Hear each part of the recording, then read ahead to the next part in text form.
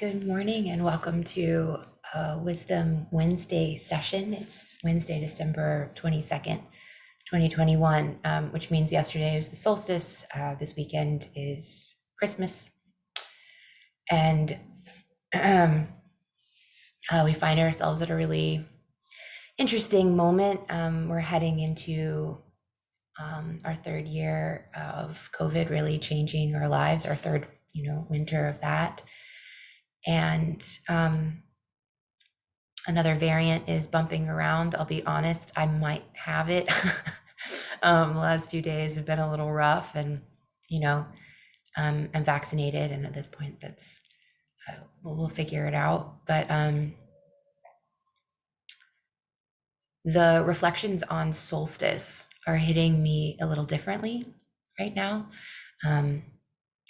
and not just because of what's going on globally for everyone. And me personally, I've been through a tough handful of years, and so all this reflection on darkness and all this reflection on night,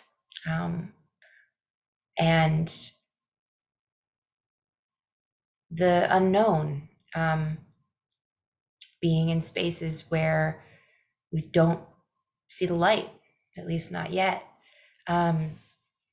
Learning how to be in those spaces and persevere there until something a little more comfortable or easy comes along. That is, hitting me in a much deeper way this year than I think it has before. And I listened to this really beautiful performance of "Oh Holy Night" recently by this really beautiful singer named Victory Boyd. Look her up and she often actually sings with her whole family. They have this beautiful little family band.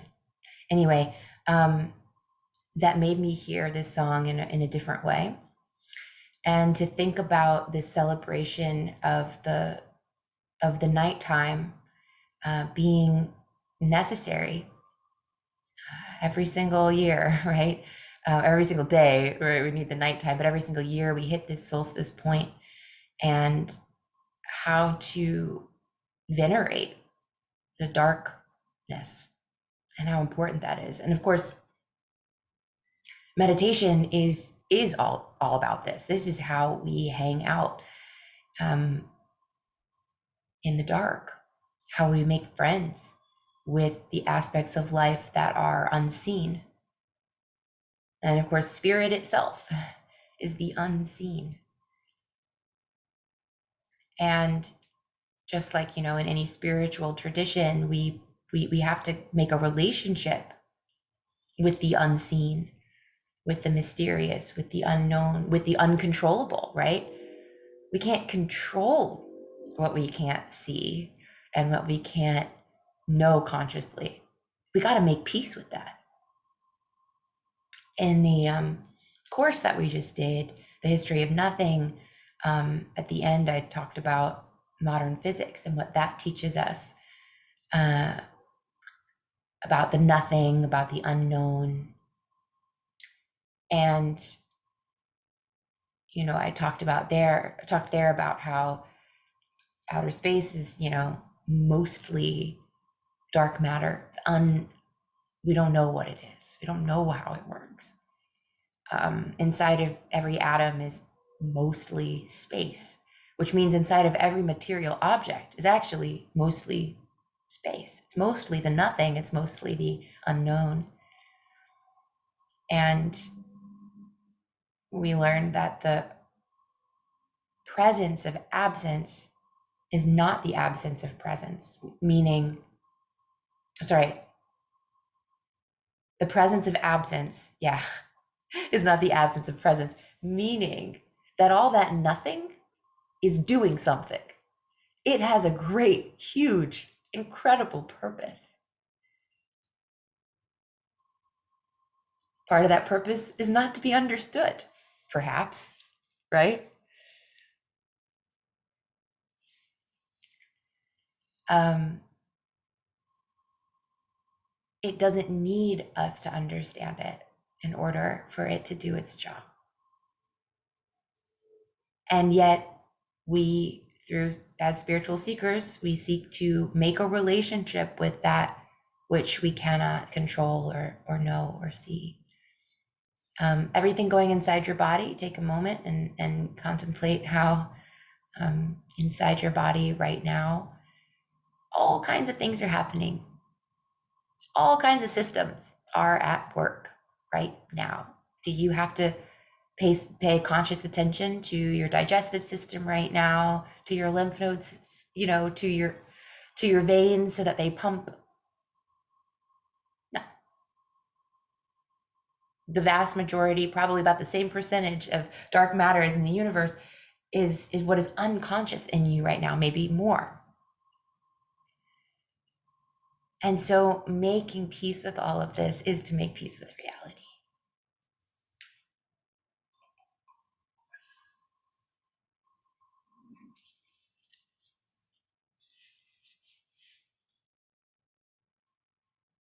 I'll say a few more things. I think what we're going to do actually is end with this song, "Oh Holy Night." I think that's what we'll do today.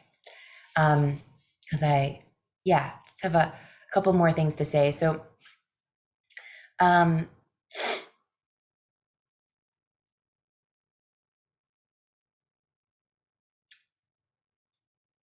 also been thinking a lot about poverty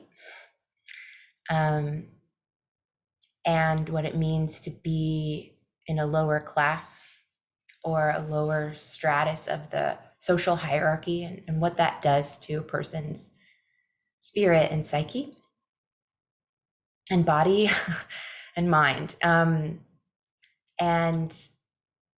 in this song, "Oh Holy Night," one of the lines is,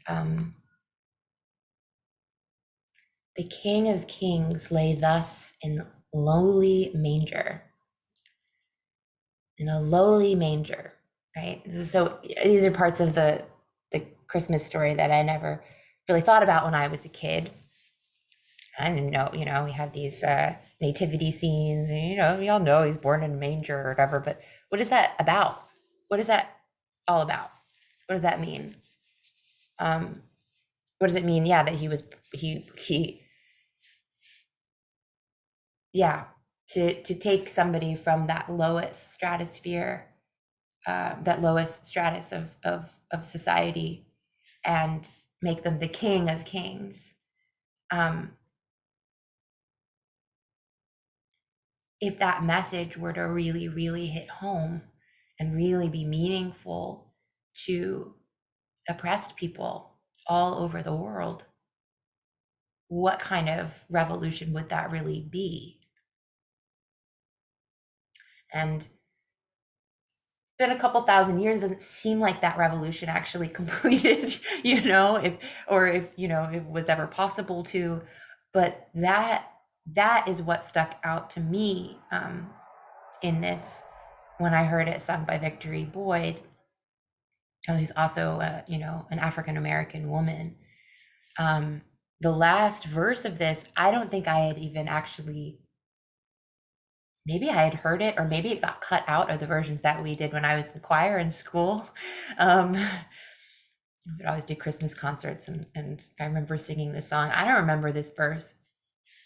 The last verse, "Truly he taught us to love one another. His law is love and his gospel is peace. Chains shall he break, for the slave is our brother. And in his name all oppression shall cease."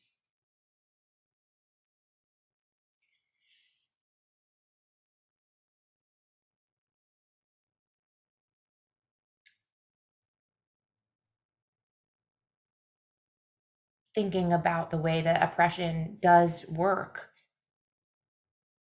Yeah, wow, right? We're gonna sing that together at the end here soon.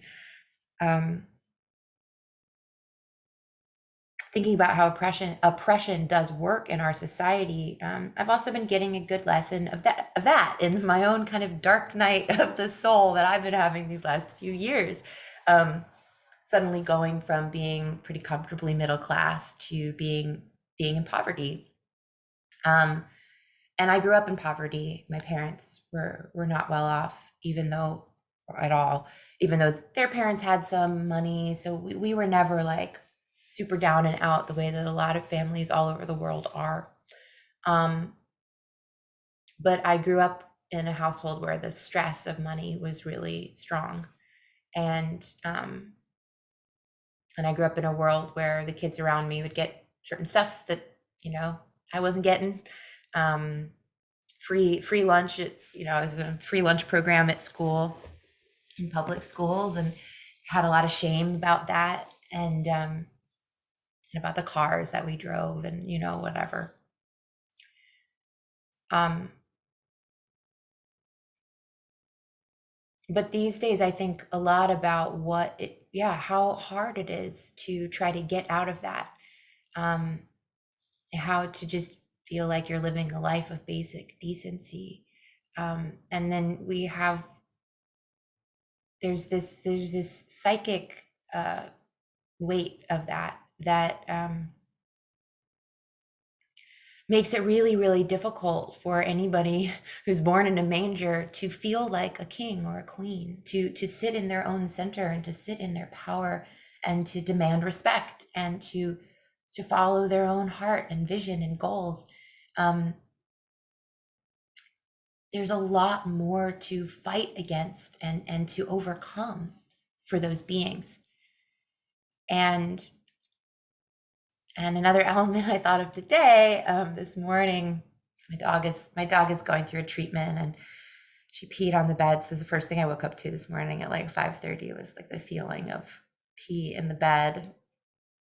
And so I got up really mad and like tore everything apart, and started a load of laundry over in the other part of the apartment complex, like using spray, and when I took her out, I was mad. I realized I was mad at her, and I'm thinking about this whole big day I have, and I might have COVID, and like I gotta go work for my uncle, but I have to get a test, and I gotta sell this course for January. I don't have time. Like I don't have time for the dog to mess up. I don't have time for my body to mess up. Everything's too tight to make it all work. And I was kind of mean to my dog. Like I was angry, and she was the one there, and I just thought, gosh, I mean, this is another aspect of poverty, right? Is this idea that, or just this feeling of like always being behind the eight ball, never being able to catch up, never having a moment. There's no room for things to go a little awry. And when they do, and you naturally feel really frustrated and angry or upset, who's there? Your children, your pets, like your neighbors, your partner. And we're just throwing, it's the natural, emotions that come along with that experience then can end up, traumatizing the other beings in your life. And then we're just sending around all this toxic energy. And yes, the teaching of all of us are the same, which means that everyone is responsible for dealing with whatever their circumstances are, for finding peace, for becoming kind, for getting back there. That is my job. I'm a meditator. But I ended up just crying and holding my dog for a while and apologizing to her when we got back from this jerky walk, and just crying. And a lot of those tears were for just every poor mother ever, every being that just, you want to be love, of course. You want to be calm and peaceful. It's not as easy for all people. It should be, I think, but it isn't. And so, we're gonna sing this song, and I'm just, I just invite you to let the words of this hit you in whatever way they do. And of course, if you're not super down on Jesus and Christianity, it may not be, this may not be something that does get you this morning. That's okay. We'll sing a different song next week, and and That's all right. But for me, for whatever reason, this is really landing right now for me and speaking to a lot. And let's also bring this in here. There are also some things happening in my life that look like the dawn of a new and glorious morn, that look like some relief. I'm going to be living in partnership, in a community of two, starting in February, that I'm really excited about. And this morning would have been a completely different kind of meltdown if I didn't have that if I didn't have my eye on that morning star, that I'm not going to be here, dealing with all of this alone without more support for much longer, personally. And that hope that night always ends up leading to day, that winter is always followed by spring, and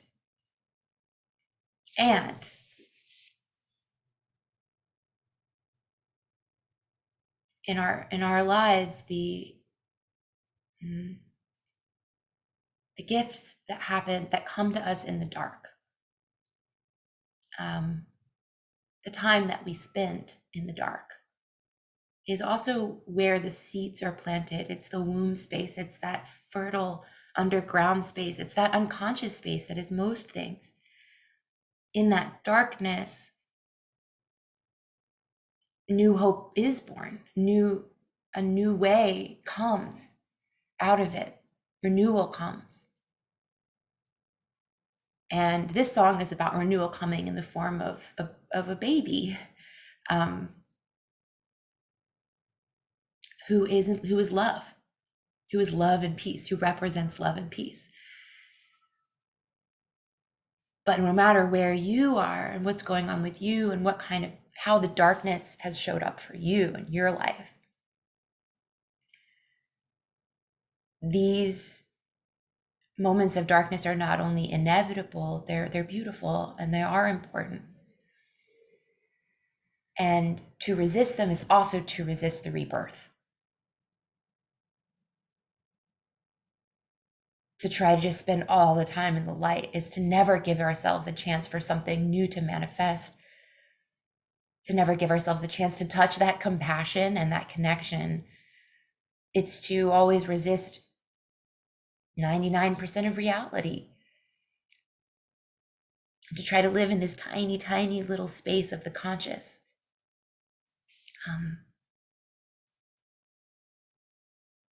And so this song for me right now also feels like hope and redemption, and like, you know what? Every second of the darkness is worth it. Oh, holy night, when Christ is born. And of course, Christ, I'm not necessarily talking about the historical figure of Jesus, but Christ consciousness, as we call it, or Krishna consciousness, the consciousness of the enlightened being whose law is love and whose gospel is peace. So it's actually you're getting born. You're getting born in the middle of the night, under not ideal circumstances, or not what you'd planned, and not what you're in control of. This is when it happens.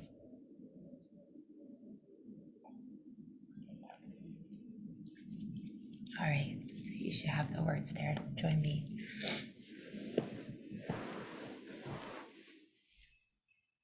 I just learned this, and so you guys know I might mess it up a little bit.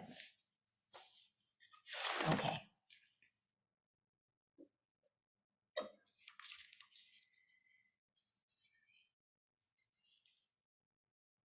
Holy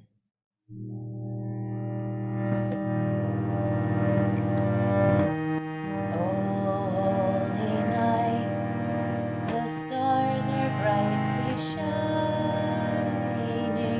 It is the night of our dear Savior's birth. Long lay the world in sin and error pining, till he appears and the soul feels it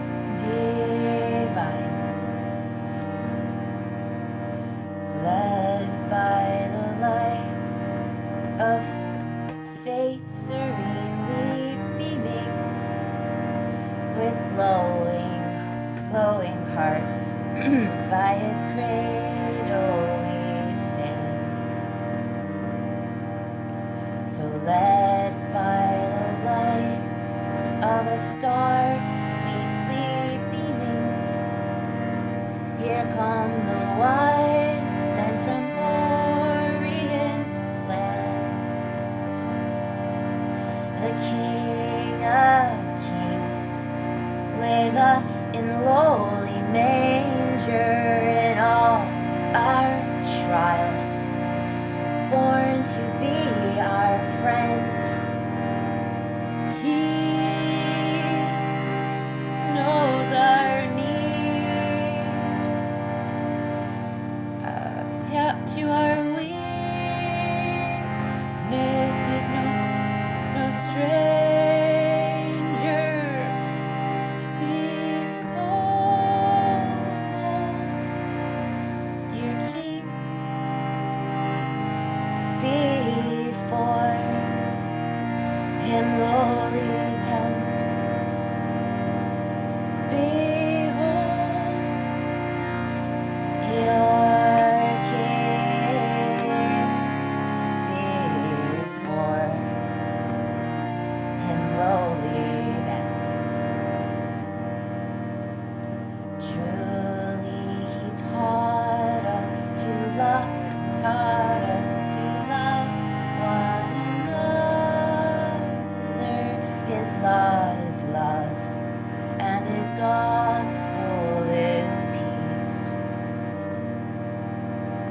Chains shall he break, for the slave is our brother,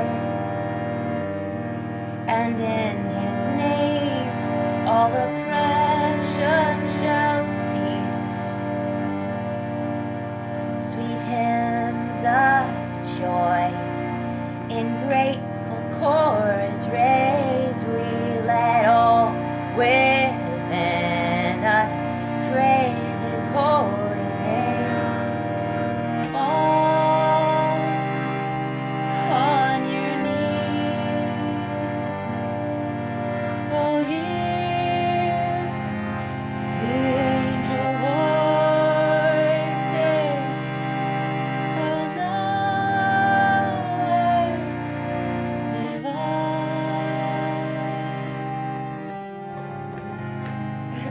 Oh, night when Christ was born. Oh, night. Oh, holy night. Oh, night. Oh, night divine.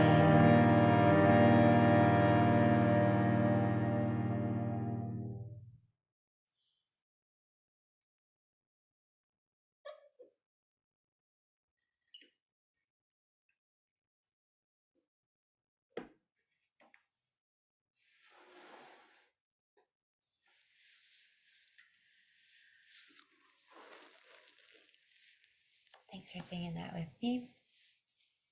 That's the first time I played it for anybody. Yeah, that one brings up a lot of emotion for me today. So